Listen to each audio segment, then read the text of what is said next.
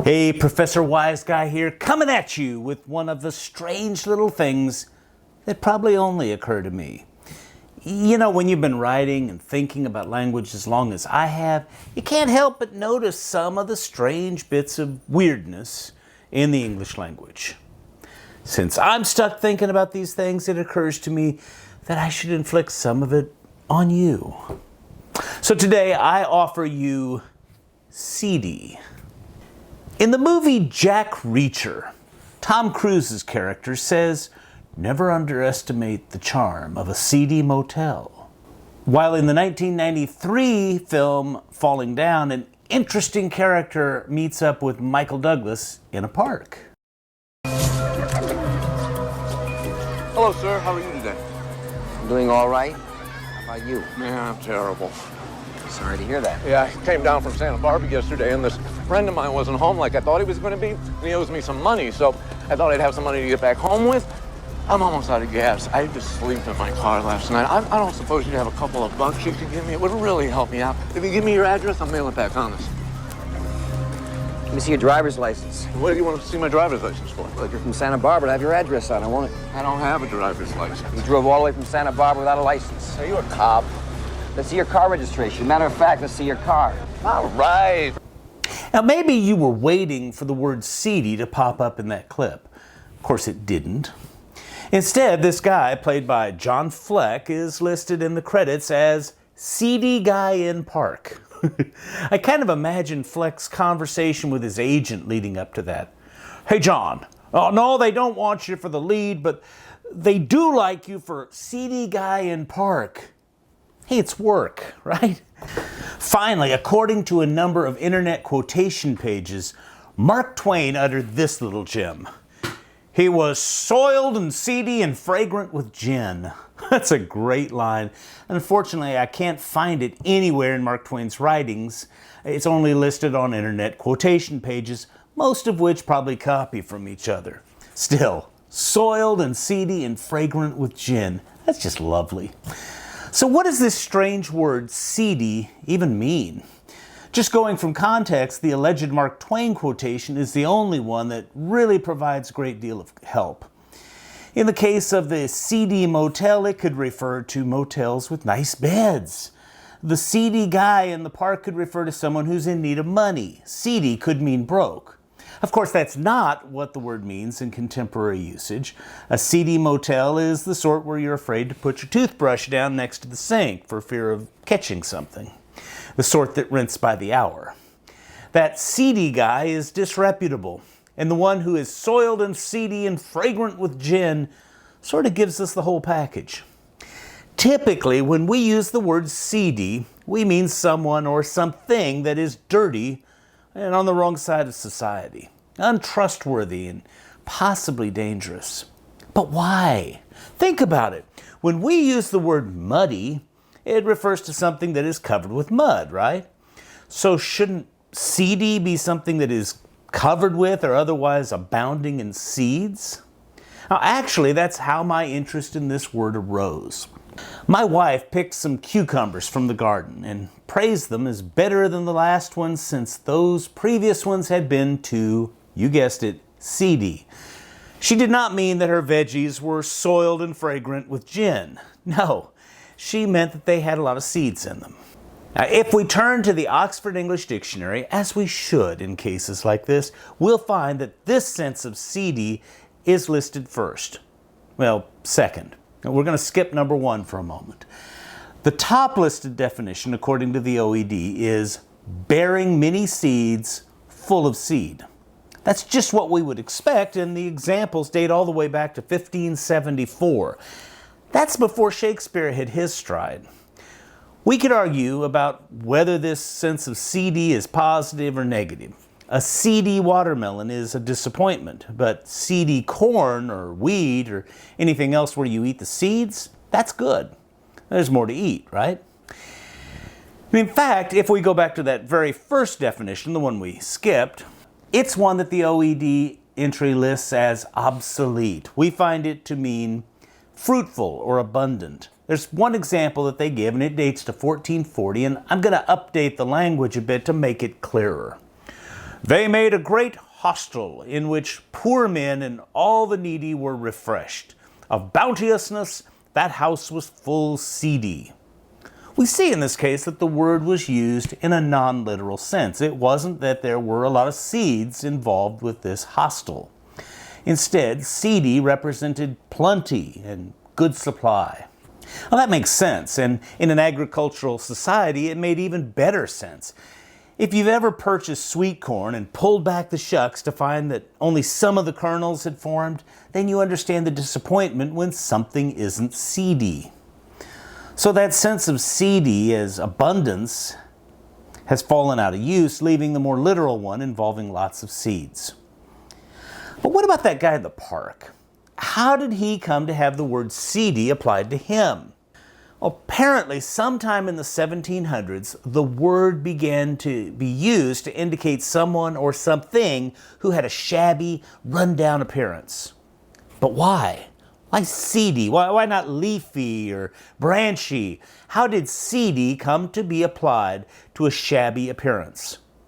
I don't have a definite answer to that, but I think we can approach this one if we investigate the matter a little bit more. Let's go back to that John Fleck character in the movie clip. Was that guy especially dirty or shabby looking? Well, I didn't find it noticeable. Did he smell bad? Well, there's no real indication from the movie. So what made him seedy? Apparently it means more than just run down or dilapidated, which is the notion that the OED suggests. Think about this. If you were out in public and you saw someone who'd been working a dirty job all day and was therefore dirty, would you think of them as seedy? Well, probably not, or at least not just because they're dirty. If you run into me in public in my most worn-out work jeans and my threadbare dress shirt that I wear when I work outside to keep the sun off my arms, you wouldn't jump immediately to calling me seedy. I hope. Now, seedy seems to require more. That seedy motel isn't just lacking amenities and perhaps a coat of paint. It has a taint about it. It's disreputable or morally questionable. And that's another definition that the OED suggests. Now, that's all fine, but it doesn't really explain why seedy would mean these things. It's a great word, and it sounds to me like what it means in common use, but is that just because we've heard it before? How did we get here? Definition number 4 for seedy in the OED is unwell, indisposed, or out of sorts. That's a long way from fruitful. And honestly, what would you think of a doctor who walks in to see a patient and says, "Oh dear, you're looking seedy today"? Nobody uses seedy as a synonym for sick, but there's more to the OED definition. It goes on to say, especially as a result of excessive eating or drinking. Some of the oldest examples given for that meaning refer explicitly to feeling sick as a result of too much drinking. Nearly all of them allude to some form of overindulgence.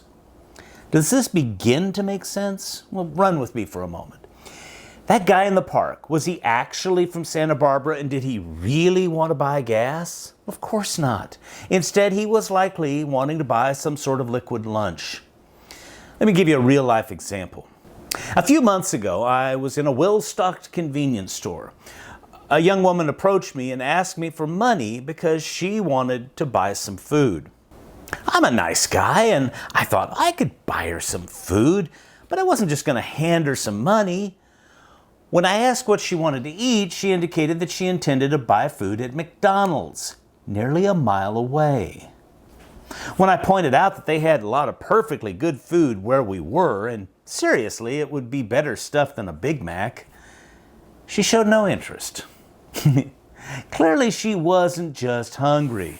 Did she want alcohol? Maybe. Something chemical? Could be. Was she perhaps trying to build up her college fund? I guess that's possible, but I'm doubtful. She was, I'm afraid, well on her way to seediness. But Wiseguy, you protest. Your little story does nothing to explain why seedy would mean what it means.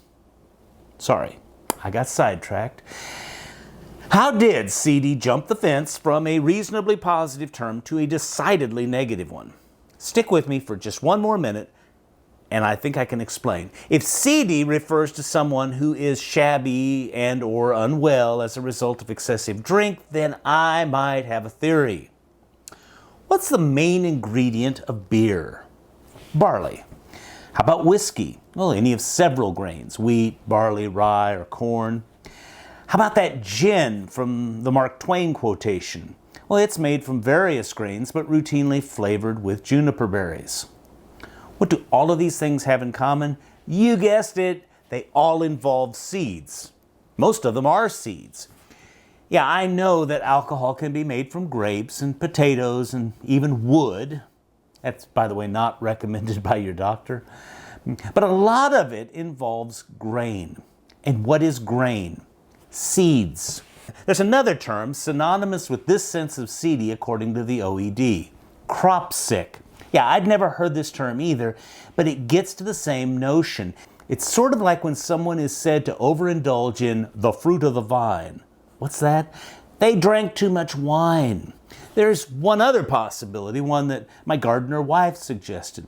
While a lot of crops are grown for the seeds, beans, grains, etc., or are grown surrounding the seeds, tomatoes, peppers, the aforementioned grapes, there are a number of food plants for which the appearance of seeds is a bad thing. Plant some lettuce in the spring. It'll grow and produce leaves. All good. But then when the heat of summer arrives, that lovely lettuce, and it's the same with spinach and cabbage and a number of other plants, it'll bolt.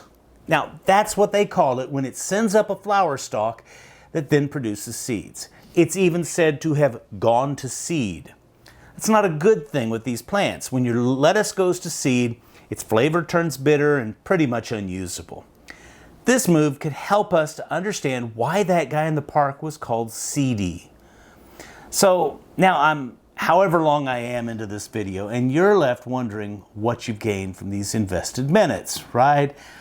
I'll agree that knowing or at least theorizing about the origin of the word seedy is not a life-changing thing. I've gotten along for years without ever thinking about it. What is valuable, however, is for us to think about the language we use, to understand why it means what it means. Sometimes we get a useful insight, but other times we just find ourselves wanting to watch an old movie. It's all good. If you have another theory about this word origin, or a term that ought to be investigated, put it in the comments. They're down there. After liking this video, subscribing to this super useful channel, and hitting the bell, you are free to go. No, I'm kidding. Get out of here.